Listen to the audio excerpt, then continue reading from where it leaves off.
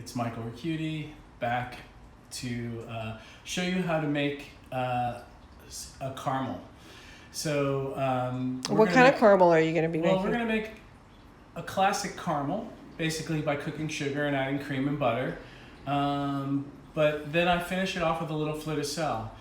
And we're going to do a caramel that's not dipped in chocolate. I know that at Recchiuti Confections, we do a lot of things with chocolate. But we also, for a while, we're making a Simply caramel, which is a caramel that is unenrobed. So it's a naked caramel. We should have gone with the name Naked Caramel. Yeah, maybe Naked Caramels would have been better. So we had a chocolate one, and then we had a salted one. I love them. I love those, and I know that the other variations of caramels that a lot of people are making are with different types of fruits, like passion fruit caramel, raspberry caramel. So this particular recipe is just specifically the base. If you want to do a fruit caramel, you'll have to play around with your ratios and look at your ratios. There is a lot of fruit caramel recipes online. I know Valrhona, I think, has like Valrhona.com, ValrhonaUSA.com. They have like 3 or 4 different types of fruit caramels that you can go with. And it's every procedure is a little bit different. So I have my way of making it, and then other people have their other way of making it. One of the things that I like to do is, well, let's get started here. So, so you can kind of see it. So you're just focusing on our Fleur de Sel caramel that's unenrobed, or salted caramel. Right. And this actual salted caramel can be enrobed, but we're not going to enrobe it for this particular demo. So we talked about tempering chocolate. We did tempering chocolate last week. You could actually cut these into little squares, triangles, rectangles, batons, sticks. You can make them in different thicknesses. We'll go over that. And then you can dip them in chocolate. You can partially dip them in chocolate. You can fully dip them in chocolate.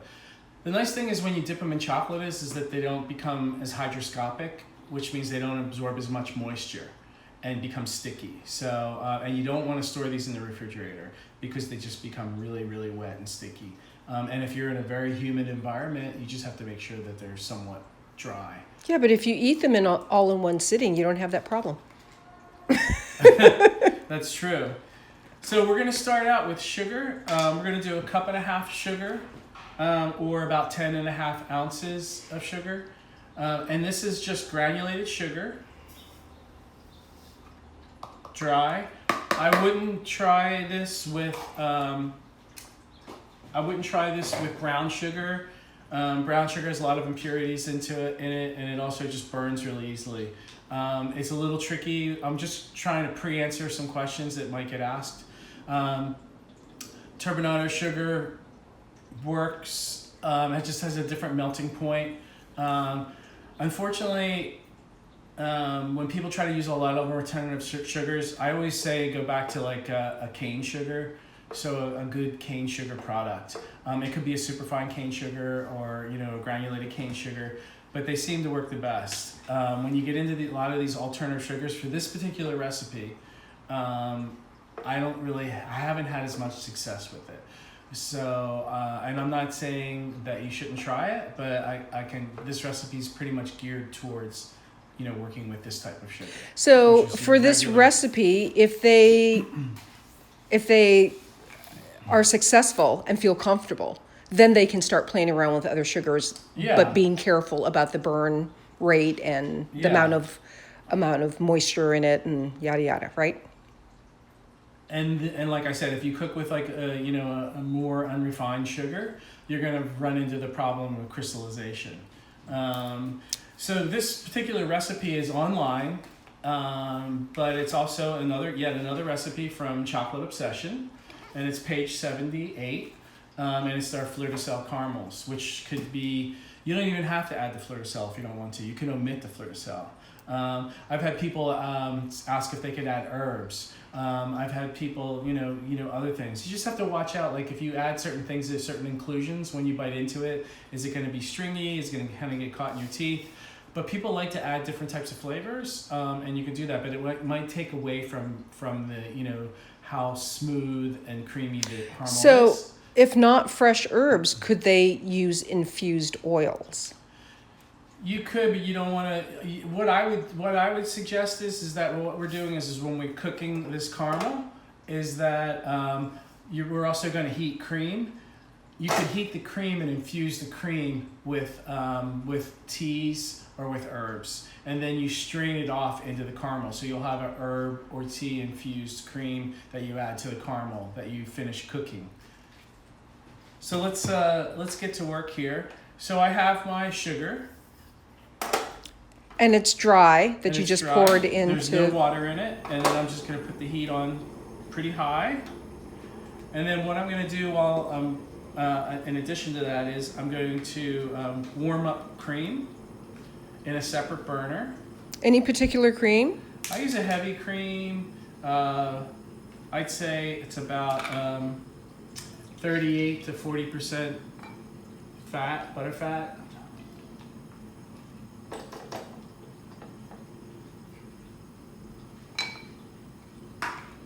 So you want to heat your cream up because you're going to add your cream to this sugar mixture once it gets to temperature. So are you heating your cream at a high temperature? What setting do you have it on?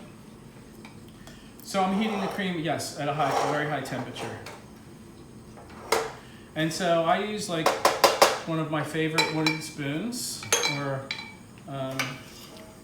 I like wooden spoons to work with this. I wouldn't, a spatula, when you're cooking the sugar this much, it could melt it even if it says it's an oven-proof spatula. I wouldn't trust it.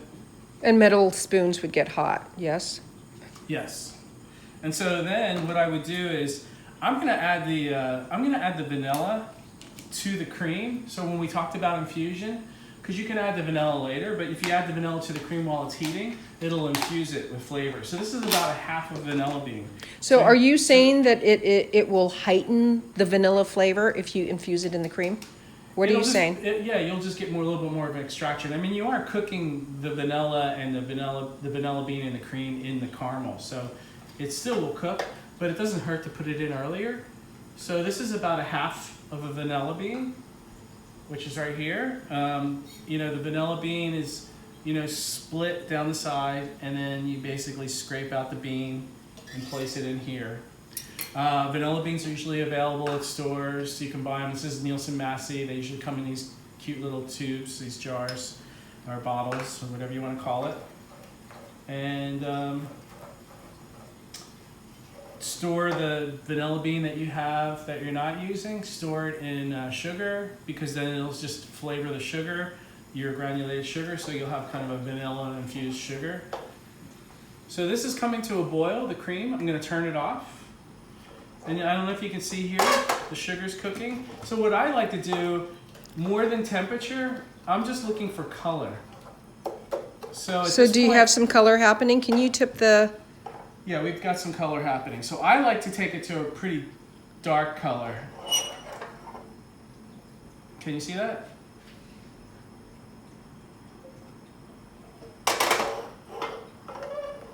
So it's actually turned into kind of a caramely color. Yeah, so it's like a light caramel. It's like an amber. Mm-hmm. I'm going to take it to like a deep amber. I mean, historically, we like to, at Recchiuti, especially me, I like to kind of take things almost to the burnt stage. But that's just my preference. That doesn't mean that you have to do that. Some people like things a little bit more subtle. Mm-hmm. I like the deeper, smokier tones of caramel, and I like to kind of eliminate some of the sweetness. So you want it to go to a really dark, whiskey-like, golden color, right? Whiskey-like, yeah. We'll take that. So here, you see it starting to foam up. That's when I'm going to turn the flame off. And that's pretty much when it's done. Right when it starts to foam up for me, I don't want to cook it any longer.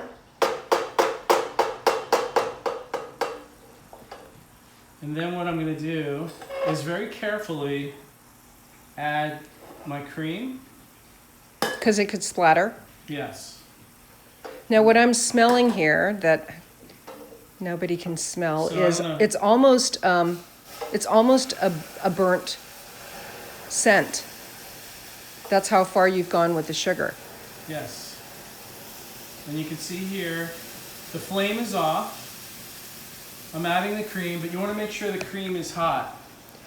So there's a lot of bubbling happening there. Yeah, you don't want to add a cold product to this, cold cream or cold water, because then this thing will just blow up and it'll overflow all over the pot. And you want to make sure you have a pot that's much larger, so you'll be like, oh, well, that's such a little bit of sugar. Why do I need to use? So I was originally thinking of using this pot, but this pot is a little bit too small because right when you add the cream, it would just flow out of the pot. Because of the bubbling. Right. It just reacts. So it's better to have a much larger pot and just be safer, and you make less of a mess, and you don't burn yourself, and you don't dirty your kitchen, and you're just kind of working in a more safe environment. Michael, we have a question about the temperature that you brought the sugar to. Is it just by sight? So you're just waiting until it gets to a dark golden color and it's slightly smoking? Yes. You didn't actually take a temperature? No, I didn't take the temperature. So it's about 325 degrees Fahrenheit. And so what I have in here now is I have the cream, I have the sugar that I cooked to about 325 degrees, or visually till a deep amber. I have the cream that I heated with the vanilla bean, and now I'm going to add corn syrup. And everybody's like, oh, well, do you have to use corn syrup? I mean, you can use agave syrup, you can use all these other types of alternative syrups, but I just found that the corn syrup, I know that we have this whole GMO issue, and I try to find GMO-free products, which are available, but it's still difficult to know that it's actually GMO-free, so because it's corn. And the corn syrup just has a very specific, the way it behaves in the sugar, it's much more specific, and it doesn't recrystallize. So a lot of times when I use like agave sugar, agave syrup, or tapioca syrup, or other syrups, when I cook the caramels and I pour it and let it set, it recrystallizes. So I always just ended up going back to corn syrup. Do you happen to know what brand of copper you purchased? Or can you recommend? These are sugar pots meant for sugar. You want a very heavy. I know, but do you know where you can source it? You can source these at Matfair, matfer.com. Sells them. You can get them at Sur La Table, I believe they sell these sugar pots. Really quickly, before I forget, we're bringing this up to 252 degrees, and then which is about 122 degrees Celsius. I have this really cool thermometer that I'm using, and you can get this at matfair.com as well. It's an eco glass, so it resists all the heat, and you can actually cook and take the temperature. It's got a little thermometer at the end. And so the thing is this caramel's so dangerous. If you have a thermometer here and you're stirring it, it's just dangerous to work with. So this is really a lot easier, but I used to use a thermometer forever.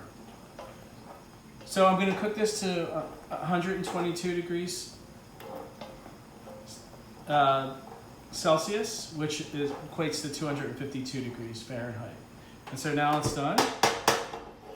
Very fast.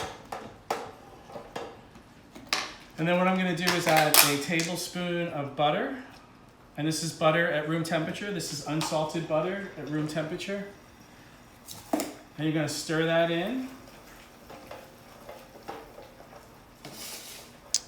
And then after that, you're going to add the Fleur de Sel, which is about a half a teaspoon. I like the really large kind of crystal Fleur de Sel. So what you're doing is you're adding the the salt at the end of the cooking time, so the crystals don't completely melt through, right? Yeah, because if you cook the salt with the sugar, you're gonna have a salty caramel. If you fold the salt into the caramel after it's cooked, you'll have these little inclusions. So when you bite into the caramels, you get these little it'll be like this toothsome bites of So there's sugar. some questions that we'll need to, do you need a minute just to pour? Because I'd like to address some of the questions that have been asked. Yeah, But since you have something very hot. Let me just get this going really quick, because this is the next step that's important. So right here, I'm just going to use this setup. These are little caramel bars. So do you want to show them that they're actually not attached? So if you don't have, yeah, so these are just bars. You can get these at hardware stores. You can get pieces of bars, metal. They usually have them in aluminum.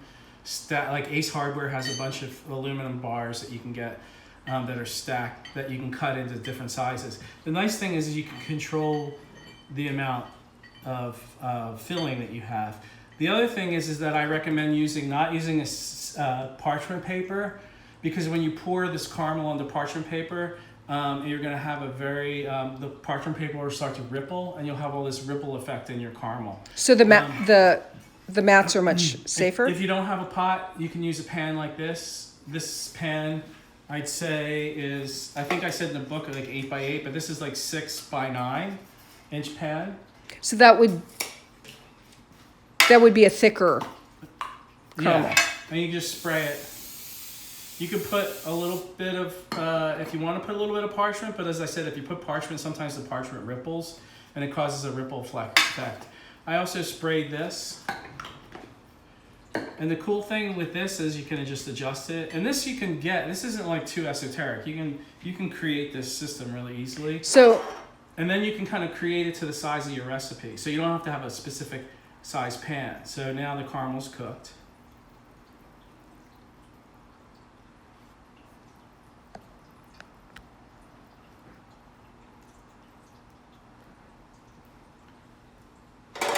So I want to make it a little bit taller, so I'm just going to push it a little bit closer.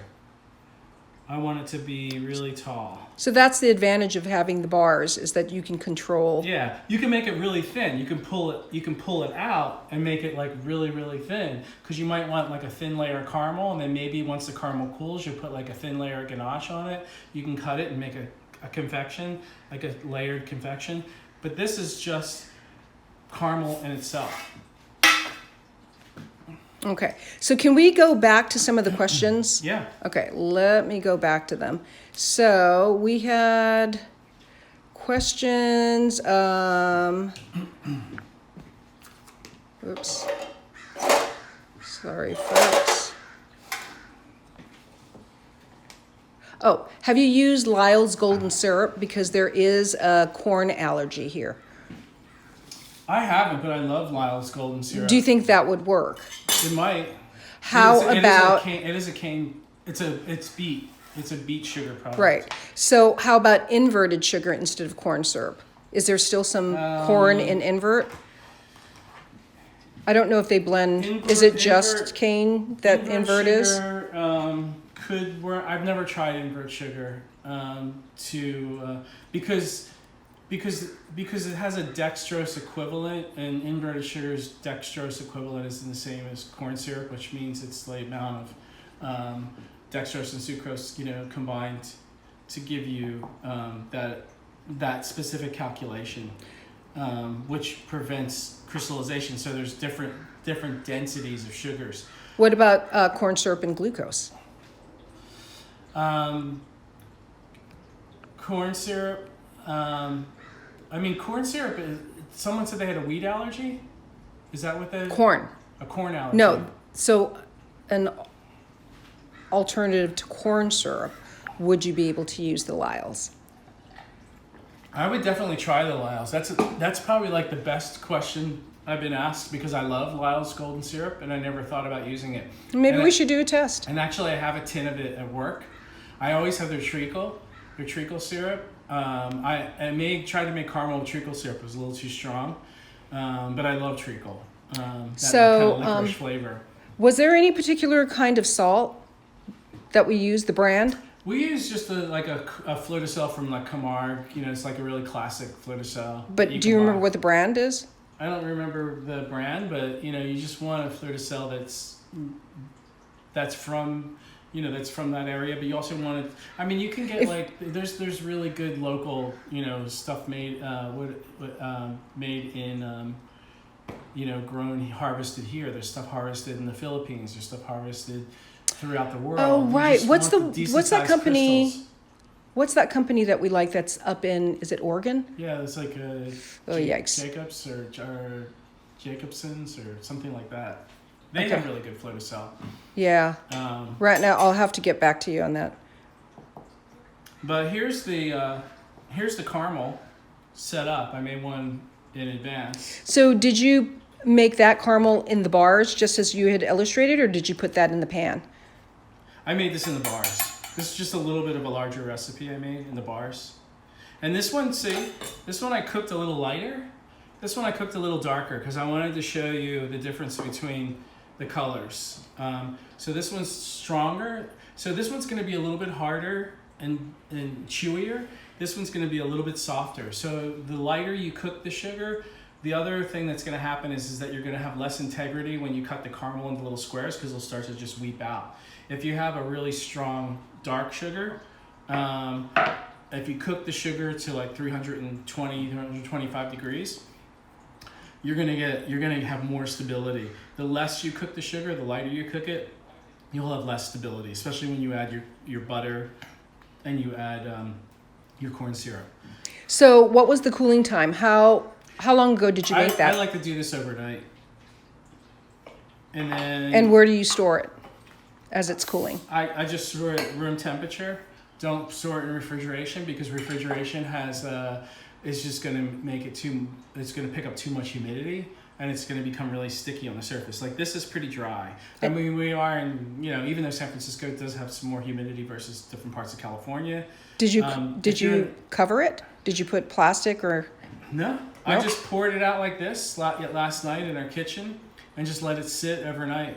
And our kitchen wasn't even that cold. It was kind of, 72 degrees, 71, 72 degrees. So it wasn't like it was sitting in a really cool environment. And it's nice and firm. And then you can cut it, like say for example, this one is 9.5 inches by 4 inches. I mean, you could cut them into like inch pieces. So you've got you want to oil your knife. And you just did that with Vegeline. They can oil it with anything. You can use just a regular non-flavored, oil. What about butter? No, I wouldn't use butter because then it just becomes too. The butter starts to, as it sets. If you wrap it in plastic, the butter's going to smear all against the plastic. It's not going to be that appealing, especially if you're giving it out as a gift. So did you pull out the tape measure because we couldn't find the ruler? Yes. You know what? You gotta use whatever you gotta use,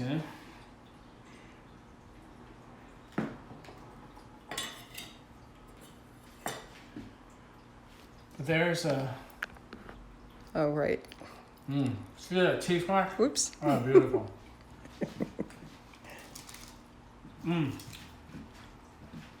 Very, really good. So you can do something like this.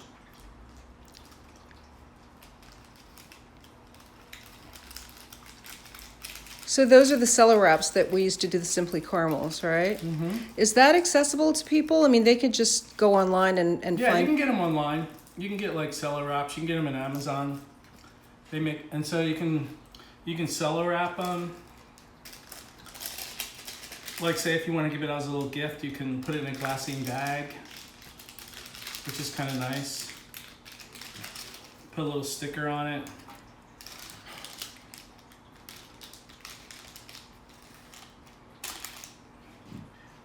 And glassine bags are available. They come in different colors. They come in different sizes.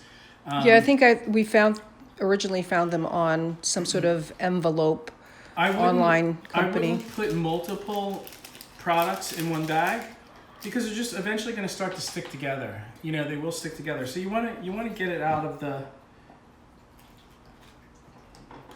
What if you had a roll of wax paper? Can you just cut up wax paper and use probably. That? Mm-hmm. So they don't have like a craft wax paper.